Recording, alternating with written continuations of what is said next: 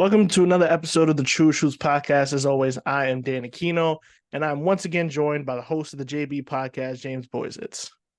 What's up, guys? How you doing? Glad to be here. I'm glad you could join me again. So for this episode, I thought we could discuss some takeaways we have from the first. It's been 10 games or so of the regular season. You have some, I got some.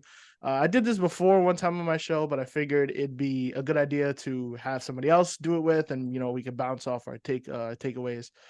You are the guest, so I'll let you go first, and then we could go back and forth and give our thoughts. Well, thank you very much. My number one takeaway is how good the 76ers have looked so far. Okay. And the reason why this is a big takeaway for me is because I think it was no secret that this year was a make or break season for the Philadelphia 76ers, it seemed like. Whatever happened with this James Harden thing, whatever return they were going to get, kind of seemed like it was going to impact Joel Embiid's future. And, I mentioned it last time we potted.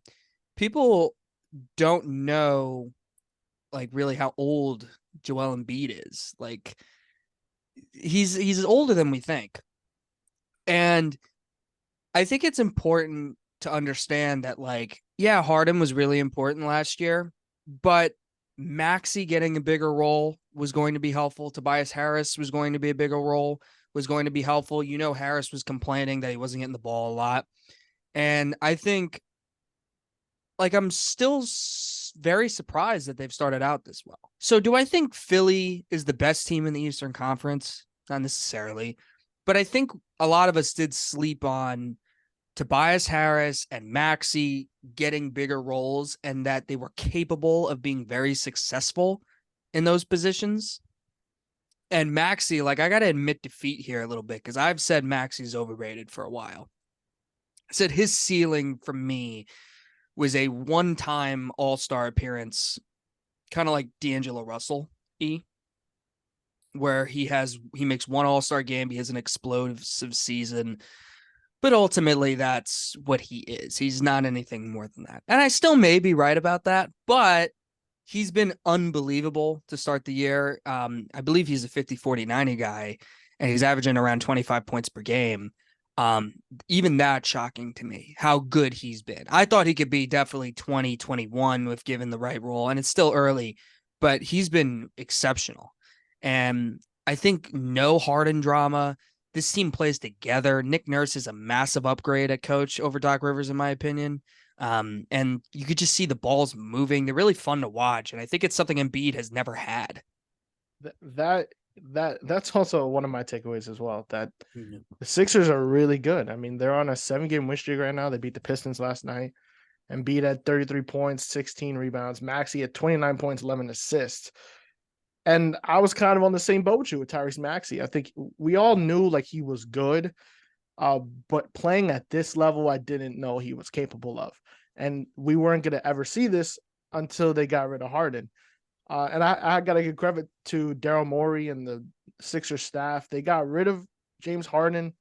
They got a good return in terms of getting picks and stuff, assets they can use in the future. And they've really opened up, their offense. Now with Nick Nurse, they play a lot faster. They move the ball more. It's just so much easier, I think, now for just everyone on the team. We see Tobias Harris really stepping up in his role. Kelly Oubre has been fantastic for them in that starting role. So it's really crazy that they just got rid of Harden and they have looked even better than they did last season. Are they better than Boston? I don't think so. Not right now. Milwaukee's been weird. They got to figure stuff out. So I guess right now you can say the Sixers are definitely better than the Bucks. That's, I think, one of their they lost to them by like 1 point on opening night. But they have the assets to possibly improve this team at the deadline. I would like to see them maybe go after OG Anunoby. I think he would fit in perfectly with what they're doing. Also was coached by Nick Nurse previously. And the question just will be, especially for Maxey, is this sustainable? Can they keep up this level of play? We know Embiid can for sure, and he's going to be in MVP conversations. Again, he's averaging 32 points per game and 12 rebounds. But will Tyrese Maxey averaging 25 on 50, 40, 90, is that sustainable? Will he be able to continue to play that way? do you continue to get the contributions you're getting from Kelly Oubre and Tobias Harris? And will Mhm. that, health is also obviously always a factor with teams. That is going to be what we're going to look forward to in the rest of the season. I think they're very capable of sustaining this. And, I think we got to think about Embiid's future again. Like, because I think a lot of people including myself, just Mm-hmm. guaranteed that he wouldn't be on Philly after this year, especially Yeah. after the Harden thing. And I think this is the first time since maybe 2017, 16, 17. I know 17, 18, sorry. That first Ben Simmons year where I think they finally have like a culture. Like I know that word's used around a lot and it's cheesy and stuff, but it really does matter. Philly, ever since they figured out we got these two guys and Simmons and Embiid, they kind of tried to find that third guy or multiple people, whether it was Jimmy Butler, Tobias Harris, who's currently on the team, James Harden. They've kind of tried to find different ways to give him that third star or another star, just kind of substituting stars and blah blah Yeah. blah. And I think there's been an absence of player development. And I think Maxey really is shown to be that player development guy. And I think they have this team now that Philly freaking loves. Like they love this team because they had somebody quit on them. They've had two people quit on them, Simmons and now Harden. Mm-hmm. Um, I mean, I have family that lives in Philly. I tried to tell them Harden was going to quit on them eventually. And from they didn't want to experience. believe me because they just dealt with Ben Simmons, but that's literally what happened. Once Harden wasn't getting his way, wasn't getting that money, he wanted out. And honestly, Harden's looking real dumb right now because the Clippers aren't doing well. Now it's still early, we'll see, but and it's also still early to see what's going to happen with Embiid. But I don't think Morey's done yet. But what I would like, because Morey's always been fascinated with stars and bringing in a second star. I think Maxey's definitely capable of being that second star. I think Tobias Harris has had many moments where he's kind of like he's kind of in that Mike Conley. I know Mike Conley got an all-star recently, but Tobias Harris had many years where he's been that fringe all-star, like specifically with the Clippers, where Mm-hmm. he was really good. So I think it's very sustainable for them. I also wasn't really sold on their depth, and their depth's been pretty good. So I can't really. I'm just shocked how good they've been so far. I still don't think they're better than Boston, Boston's looking like insane right now. Like Boston is really incredible. Yeah. How good they've looked, but Philly just beat Boston. And Boston's done this with Jaylen Brown really not playing well so far. And they've been without Al Horford as well. Mm-hmm. Sixers, they're going to play back-to-back games against the Pacers. That's going to be fun because the Pacers are another team that's been pretty good to start the season, a high-scoring team Mm-hmm. behind Halliburton. And then we'll see them play the Celtics again early next week. But let's get to one of my first takeaways. Yeah, go. And it's time for me to push my agenda. Mitchell Robinson, 100% should be in the defensive player of the year conversation this season. And, ask any Knicks fan on Twitter, the media has had a tough time really covering us accurately because we're not, your father's Knicks anymore. Like we're not the poorly run franchise. We're not that team at the bottom of the standings every season. It speaks to kind of a larger issue with the NBA media. We could discuss that maybe another day. But the early odds for the defense player of the year came out, and they had Mitchell Robinson was not on that list. They had Rudy Gobert first at like a plus 600 betting odds. And he's He's been had a great. great start, Yeah. and the Wolves are first in defensive efficiency. So, and he's won the award like 3 times. Mm-hmm. So that's fine. I'm good with that. Then you have Evan Mobley at second on the betting odds. Evan Mobley hasn't been great. Cleveland hasn't been great. And they're mediocre defensively. They're in the middle of the pack. God knows why they put Jaren Jackson on the list because the Grizzlies are one of the worst teams in the league and he has not had a good start to the season. Then it's Wemby, who, is big and blocks some shots, but again, Spurs aren't great defensively. They're actually the second worst team in defensive efficiency. And then Anthony Davis, who I actually picked to win the Defensive Player of the Year this year. But the Lakers are going to have a little bit of a turn for that to happen. So Mitchell Robinson's got to be in there. I mean, the Knicks are second in defensive efficiency. He leads the league in offensive rebounding by a mile. He has more offensive rebounds than some teams. And in the game against the Spurs, everyone was talking about Wemby. What he's going to do is debut in Madison Square Garden. And when he was guarded by Mitchell Robinson, he went 0 for 6 with 1 turnover. Mm-hmm. Mitchell Robinson's also averaging 12 rebounds a game, a block, 2 steals. He's had 2 games this season with 4 steals. Opponents' offensive rating, their effective field goal percentage, their defensive rebounding, their assist percentage, all higher when he's off the floor.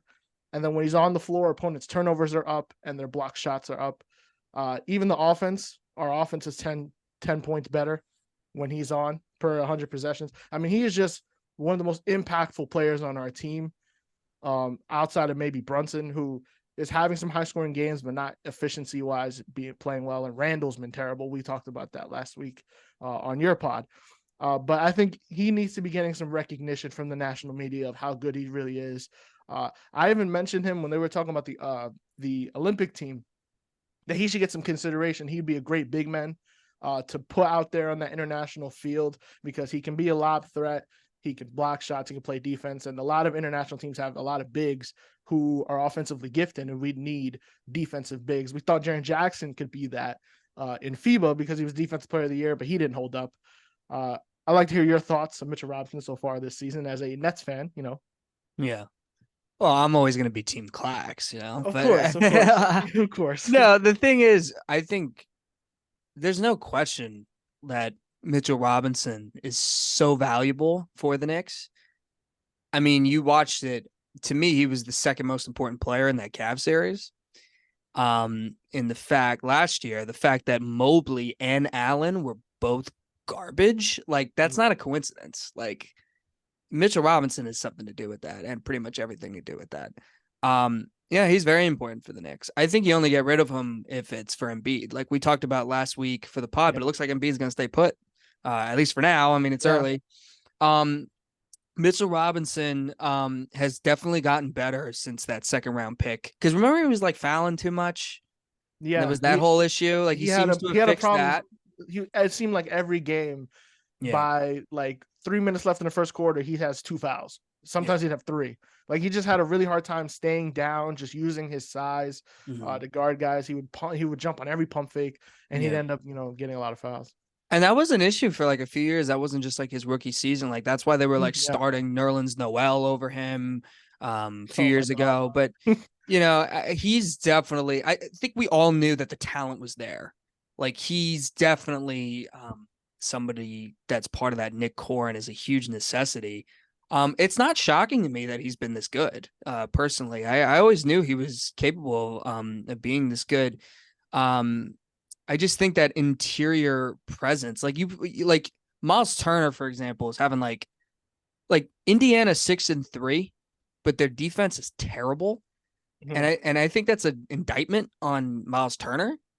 I think if you put like Mitchell Robinson in there, like, is Indiana the worst defense in the league, or one of the worst defenses in the league? They would just lose that scoring. Like that's the trade-off. Yeah, like, that's the trade-off for sure. Like he's a good shooter and he can score. Yeah. Robinson could score. Honestly, it's a little indictment on like Brunson and just their guards. He rolls really hard constantly to the rim. And so we talked about that last week with the Mitchell Robinson's trainer coming out and complaining about that they don't find lobs for Mitchell Robinson, which is kind of crazy because I think we all agree that Brunson is one of the best decision makers in the league.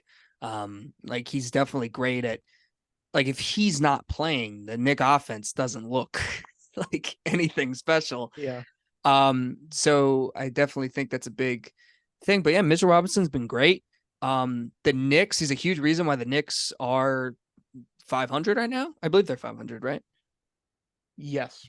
Yeah. So, I mean, considering that Randall's been terrible, and Randall, like, I think it says a lot. Like, the Knicks have been a good defensive team this year, correct? Yeah, they were second defensive efficiency. Yeah, they're really good. So, but Randall at times, like, I've seen Knicks fans go at his defense like crazy. If you're playing with that guy and he's dogging it sometimes defensively, kind of like if he's not making shots, he's not. And I know he came out and said recently about his ankle that, I had ankle surgery. I told you, it's going to take me a while. But there's no question Mitchell Robinson has had to kind of make up for that.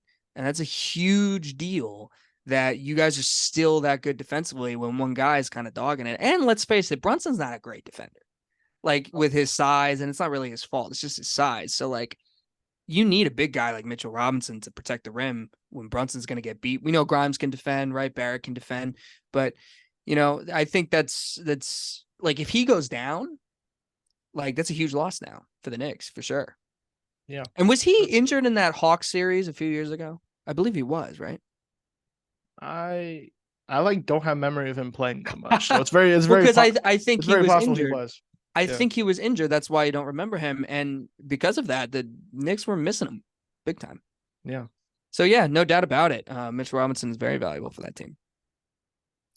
Um, my next thing is I wanted to talk about Cleveland. Okay. Cleveland is 3-5 right now. Yeah.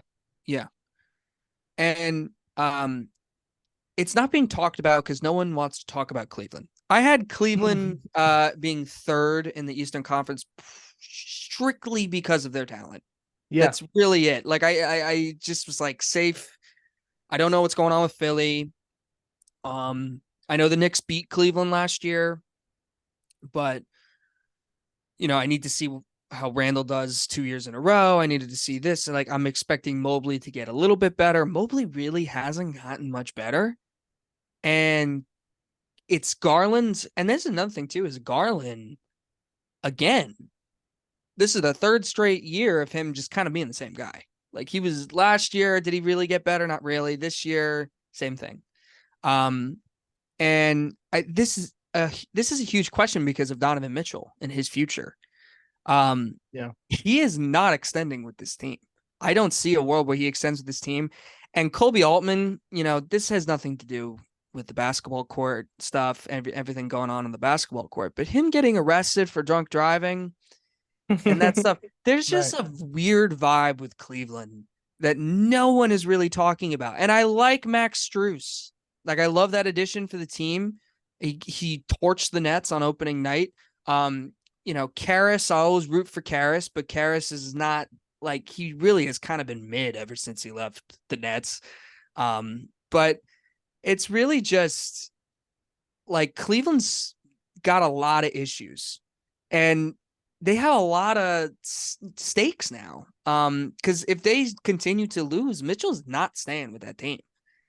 And, maybe with a backcourt of Garland and Mitchell being bad defensively, like maybe that will be okay. But they gave up a lot for Mitchell. And to me, Mitchell seems destined for one of the New York teams. Although with Cam Thomas playing really well in Brooklyn, I'm not sure I really want Mitchell right now. I'll take him, but I'm not really sure. He's been rumored to the Knicks forever, and Miami will probably get in on that. These are things that Cleveland needs to worry about. And I just don't think it's getting enough coverage because I think Cleveland was expecting Garland and Mobley to improve, and I think that's what needed to happen. I think they've gotten the most they've had out of Jared Allen. I don't see Jared Allen being much better than what he's been for Cleveland. I mean, but as far as Mobley and Garland, Mitchell's doing his thing. He was terrible in the playoffs last year, but like, and they got Strus, they got shooting, Levert, solid bench player. Like Mobley and Garland they've needed to take a step and they haven't. And I think the future is very questionable, especially with Mitchell being on the team. Yeah, I mean, you're spot on. I haven't heard really anything about Cleveland, and they're 3-5.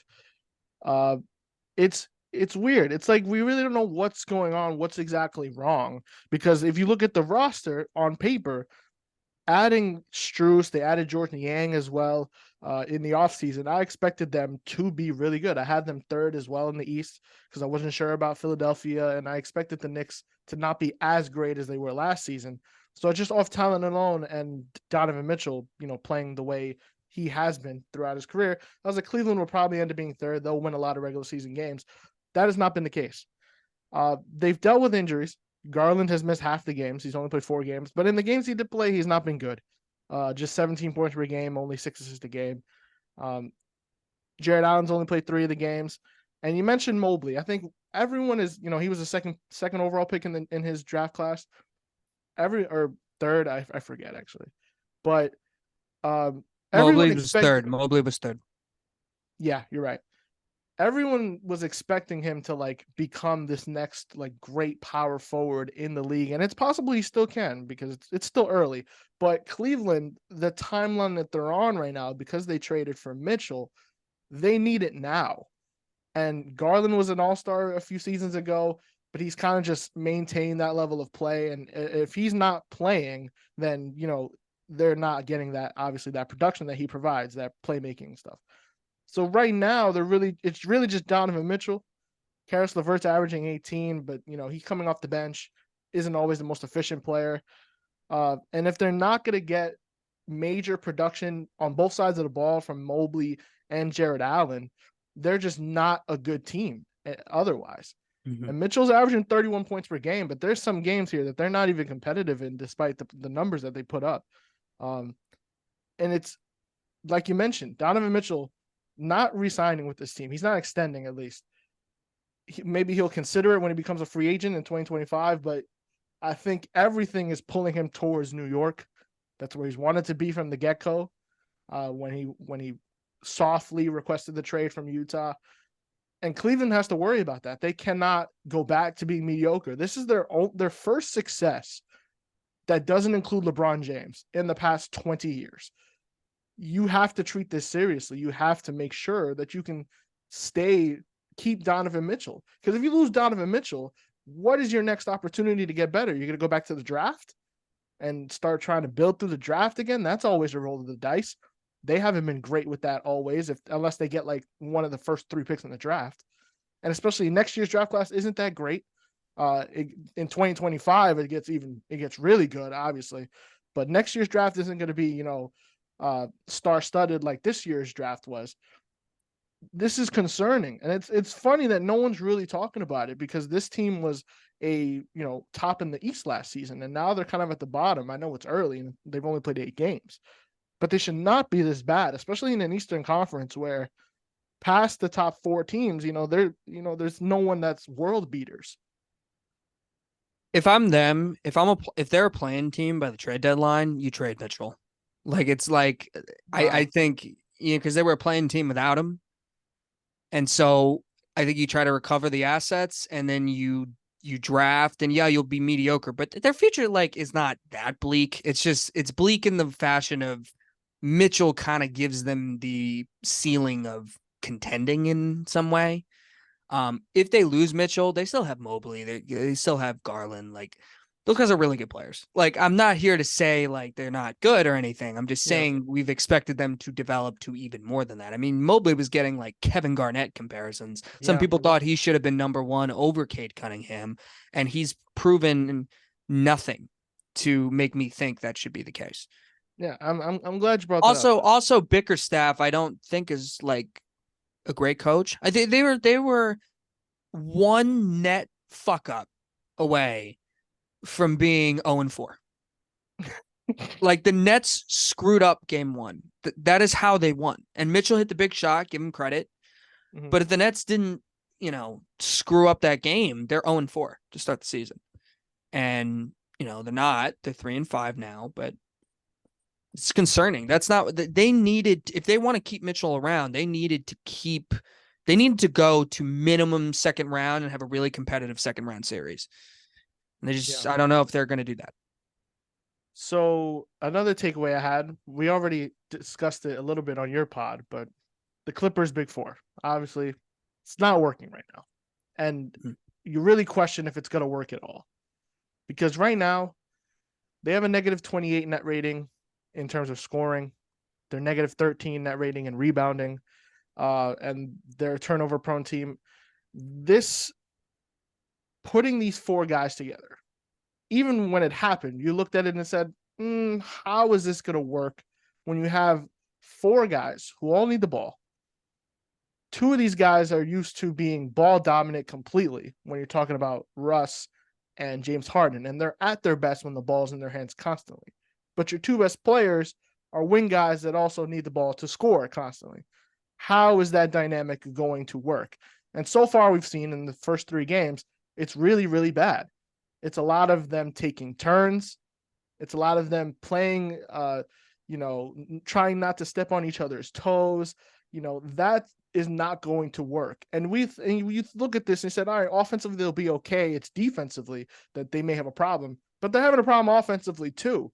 They're getting out rebounded really badly. Their best lineup is when they play small with PJ Tucker, like the 2019 Houston Rockets. That's not going to work in the playoffs for sure. It may not even work in the regular season. Right now, they're 0-3. They're out of the playoffs if it were to start today. What are your thoughts on this team? Just how they're playing? Is there a way that they can fix this? What has to be done? Well, Russ has to come off the bench. That's number one. Number two, Paul George has to be better. He's been pretty brutal ever since. Classic like Paul George, a little inconsistent. Him and I've heard people say that, he's when people think of Paul George, they think really good player, and then you see him play every day and you're like, kind of like, and he's had amazing seasons, but I think it all boils down to Kawhi. Kawhi is not healthy. They're not going anywhere. If they're healthy, they got a shot. And I think it's early. I really do. Like, I know they're 0-3. They lost to Dallas. They lost to Brooklyn. They lost to the Knicks. All teams that I think aren't like terrible. But the Clippers, we kind of do this whole thing with super teams. They always start bad. All these super teams, they all start bad. Even like the Nets big three, like they lost to Cleveland in their first game together, and they gave up like 140 points. Like some crazy. The Heatles went 8-9. Like I think the Warriors got blown out by the Spurs with KD like on their first night. Like this stuff always starts off rocky and we freak out and we're like, oh, it's not going to work. But ultimately, the Clippers move for James Harden to me raises their ceiling than it was before, and we just got to give it like a week. They'll probably get their. I don't know who they play next, but I'm assuming they're going to get their first win in the next game or two. They play the Grizzlies, so yes. Yeah, they're going to get that win. But if they don't, then it's really concerning, I guess, too. But to me, like, I just, Westbrook, like I said, needs to come off the bench, and that's a shame because Westbrook seemed to have found like a groove here, and who knows, like if this continues to be rocky, who knows if Westbrook's on the team like by the deadline, honestly, like. So as far as the Clippers go, if you're expecting championship from them, which is what I think like the organization is expecting, and that's the expectations that should be upon them, then yeah, I have no trust that they're going to win a championship or be anywhere near that. Excuse me. But they're a top 6 team in the West.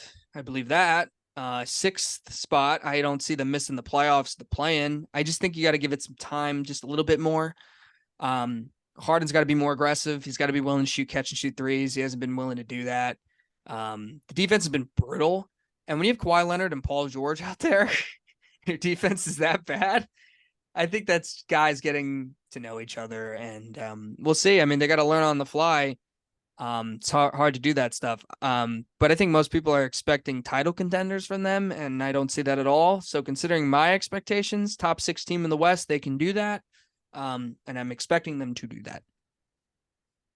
Yeah, I just really don't know. I don't know. I think just my outlook on is a lot more like bad. I just don't know if they can figure this out. I mean, on the fly, this is really tough. And we talked about the West is not easy. There's a lot. The Grizzlies is an easy game, unfortunately, for the Grizzlies. But after that, they'll play rest of the Western Conference teams. Even some of the teams at the bottom. Houston's not a pushover this year. Neither is San Antonio for the most part. Having to develop this on the fly and having to delegate Russ to the bench, that's a really tough thing to do, I think, for Ty Lue right now, because you bring in Russ kind of, I don't know if promising is the right word, but with the expectation that you're going to start him, he's going to play well after coming off that really bad experience with the Lakers where he just simply didn't fit, and the Lakers took a year and a half to do anything about it. Now you're kind of putting him back in this role that I don't think he's comfortable with. He's going to do it. Will he be happy about it? I'm not sure. To do that for Harden, who just came to the team, who we're not even sure, how well he's going to play alongside Kawhi and Paul George. I think it's a big ask. I don't know if this is going to be something they can figure out, at least enough to be a top 6 team in the West. By the time they figure this out, depending on what their record is, they're 3-5 right now. But they're 0-5 on the road. They haven't won a single game on the road so far this season. Once they figure that out, are they going to be good enough, to compete with some of these other teams that, we think are going to be in the top 6? Like Minnesota's been really good, Denver, LA, the Suns, Golden State. Defensively and with the rebounding, I saw Clippers fans apparently mad at Zubac. I don't know what Zubac did. Zubac has been great for them for the most part. He's not a great defender. Yeah. But rebounding wise and just as a big body inside, I think he's been okay for them. But Got to get mad at one random role player, right? Or else... Yeah, everyone's mad at one random role player. Also, a lot of this too is like, and I've dealt with it, is that's a lot of it is stands too. Like a lot of these stands for these stars, like they blame the random role player because they screw up on one play, and just, you can't pay attention. I don't know what Zubac is the only center, so because Plumlee's hurt.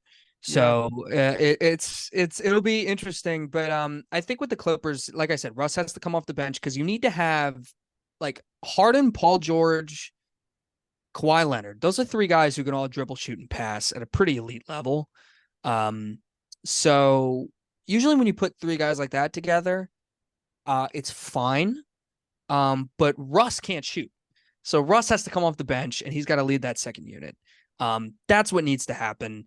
It's going to be hard to tell Russ, though, like, listen, man, you got to come off the bench again. I mean, that's why I think his future with the team is in jeopardy. But that's just my thoughts on the Clippers. I know, like, some people think they're drastically worse. I just didn't think the team was, and we said this on my pod that we recorded for me, is that I didn't think the team was that great before the Harden trade. And the Harden trade is kind of just like, all right, you only live once, might as well go all in on this PG Kawhi stuff. Right. But that's really it. Do we have time for another takeaway? Yeah. Okay. My next takeaway is my concern for the Milwaukee Bucks. Okay. I have a massive, massive concern for them. Several things. First of all,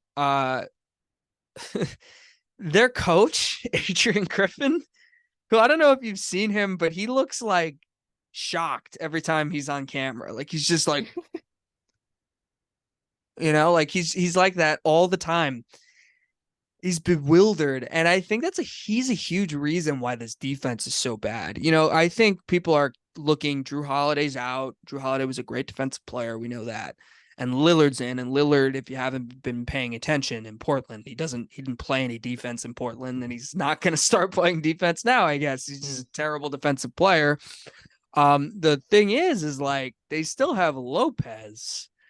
And if Giannis, who I constantly hear every year is the defensive player of the year, if he's that guy, they shouldn't be this bad defensively. I don't care if you're starting Malik Beasley or all these guys that can't really defend. Middleton has obviously been on a minutes restriction. I think there's just so much concern here because Terry Stotts left, like just didn't want to be a part of it anymore. That didn't really get a lot of light, but I think that's raises questions, especially because Lillard's there. So I don't know if it's a Lillard thing or Adrian Griffin, but their defense has been awful. And Lopez is getting older. Giannis keeps shooting these stupid jumpers that every defense wants him to take. I've said this for years about Giannis. I know I've already kind of came on as like a Giannis hater so far in our meetings, but the reality is like he could be like, as far as his feel for the game, sometimes he doesn't really make the smartest decision. Like he doesn't understand that like the defense wants you to take that 3. You easily could just go to the basket and get fouled. Does it every time. So when he shoots a jumper, I'm kind of like thankful. But with Dame really hasn't been that great either. He got a big win the other day. They're not running pick and roll. Him and Giannis aren't running pick and rolls, and that's really concerning because it's like that's kind of like the fantasy between these guys. Like, how the hell are you going to guard that? But I don't know if that's a coaching thing or if Giannis doesn't want to be in pick and roll. But that's the thing. Like they have to do that. Like that gets Lillard involved, that gets Giannis involved pretty much every single play. And if you help off of Middleton and Beasley and Lopez or Pat Connaughton, or any of their role players or Bobby Portis, that's an open three because Lillard and Giannis are so lethal. So they'll probably engage massive help, and then one of those guys are open, but they're not really running that stuff. So it's concerning from that level too. And the last thing I'll say is Middleton is, I think he was averaging like 12 points per game until recently. Like he's on a minutes restriction. I get it. He's averaging 11. He's averaging 11. 11, but yeah. So like he's got to be that third dude. And when they played the Nets recently, you almost forgot Middleton was in the game sometimes. And that can't happen. And it's weird too, because I really didn't feel like Lillard was too involved. Like Lillard and Middleton did not feel involved. And it's concerning, man. I had them better than Boston this year, mainly because of that star power, because I liked Giannis and Lillard together. It's still early, but it's early for Boston. They made major additions to their roster, and they look freaking unbelievable. Yeah, you're right. I think we both had the Bucks coming out of the East because, if the Bucks were contenders last season, you swap out Drew Holiday for Damian Lillard, even though you're taking a step back defensively, it makes sense that they're going to be one of the best teams in the West. In the East. In defensively, though, you would think, like you said, with Brook Lopez and Giannis, that you would be all right. You wouldn't need stellar perimeter defense. But their problem is that the backcourt of Malik Beasley and Damian Lillard, they can't stop anybody. I mean, just in the past few games, Tyrese Halliburton went off for 29. They had Cam Thomas light him up for 45. Hey, watch it. He would have gotten that on anybody. No, I'm joking. The 30 I get, but 45 is a lot. Cade Cunningham at 33, Brunson lit him up for 45 as well. Like they have a really tough time stopping like the elite scoring guards of the league. And when you can't stop them, you're opening up for everyone to really, because you're going to overcompensate trying to stop that one guard. That's an issue. I think they got to figure that out defensively. I don't know if that means not starting Malik Beasley and starting someone else, Pat Connaughton maybe, or Jay Crowder, who's actually played all right for them so far this season. Yeah, he has. That's another thing too, is like I thought Jay Crowder was going to be a zero this year, and he's been good. Yeah. And the fact that he's been good and yet they're still so bad defensively, you got to look at the roster probably around the deadline. You probably got to look at the buyout market. Like this team we all knew their depth wasn't very good, but I just looked at that star power and they're not doing that star power to the best of their ability. They're not running that pick and roll, like I said. So it's becoming a thing where it's just like they're abysmal defensively and they could score. Like that's cool. But Giannis won them that game versus Brooklyn that I watched. And, Giannis was awesome last night and they lost. Speaking of which, I went off on Giannis last week. That technical foul where he got ejected, I think it was versus the Pistons.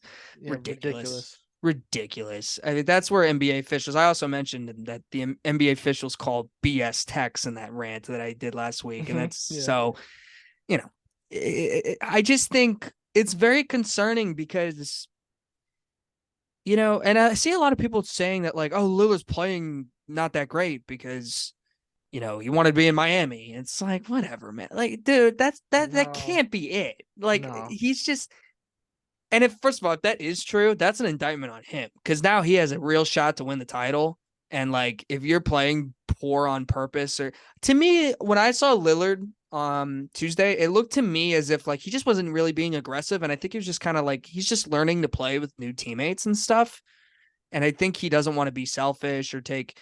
And he's been better, since then. But I just think it's very concerning for, especially because they're not young. So this is kind of it. And if I were Giannis, like I probably wouldn't have signed that extension at the time he did, because A, you would have got more money if you waited. B, you could wiggle your way out if it goes wrong. Because if they don't win the title this year or come close, that contract extension doesn't look great. And I think a lot of the defense is due to poor coaching, honestly. Like they're scrambling, they look lost. I just can't see how like Brooke Lopez was a defensive player of the year candidate along with Giannis. And I know Drew Holiday's really good. Like I get it. Like he's a Yeah. great defender. I'm not expecting them to be top 5 in defense necessarily, but the worst defense in the league, or one of them, I mean the worst defense in the league is Washington. But That team is such a one joke. one of the worst, it's one of the worst defensive teams in the league. It's terrible for the Yeah, Bucks, you're and they right. can't do that, especially when they have good defensive players. I think it was JJ Redick on his one man in the three. Mhm. He tore apart Milwaukee's defense. He says Yeah. like they every possession it's something different, a different Mhm. philosophy that they're doing. And Yeah. Adrian Griffin is the new head coach there. Uh, so I'll give him some leeway. Obviously, rookie head coach, you can't really judge him until you really see him. But that's You something got they're to be gonna, careful, man, though. yeah, Like, you got to be careful with these rookie head coaches because you usually can figure out instantly if they can do the job. And I've seen it. Like with Steve Nash, like we kind of knew instantly he wasn't that great. Like even if he yeah, like when they say coaches get better, like Steve Kerr comes in, he's awesome. Like you got to be careful with the rookie head coaches, man. I don't know. yeah. Well, they play Orlando tonight, Like I don't know if on I Saturday. don't know if that's a win. Do you think that's a win? I mean, I probably would say it's a win, but Well, Orlando's been pretty good. Dame Lillard is questionable. Yeah. Um, and well, you don't know if it's a win. Orlando's been decent. Like they have a Yeah. lot of young guys playing hard with something to prove. Yeah, Orlando and Indiana were the two teams I was expecting. Orlando, I was still questioning their youth, Yeah, because they are very young still. But yeah, so, yeah. I mean, Giannis had 54 the other night, and they ended up losing to the Pacers. Mhm. So there's no guaranteed win here with Orlando. Well, that is all we have for this week's episode of Trueish Hoops. I'd like to thank James Boisits for coming back on the show. You could find his podcast and links in the description. I'm on his latest 2 episodes. Be sure to check that out. And be sure to also check out other episodes of Trueish Hoops on the page and on Spotify, Apple Podcast, and Google Playlist. Also, follow the podcast on TikTok at Trueish Hoops. You can also follow James Boisits on TikTok. I'm sorry, I don't know what your TikTok is. It's at James Boyce. This is At all James my Boyce. social media platforms are at James Boyce. Yep, there you go. Also talks about entertainment and stuff like that. Yeah, I talk about other stuff too. All right. Thanks for Have a listening. good one, man. Thank you for having me on. Of course. See you guys next week.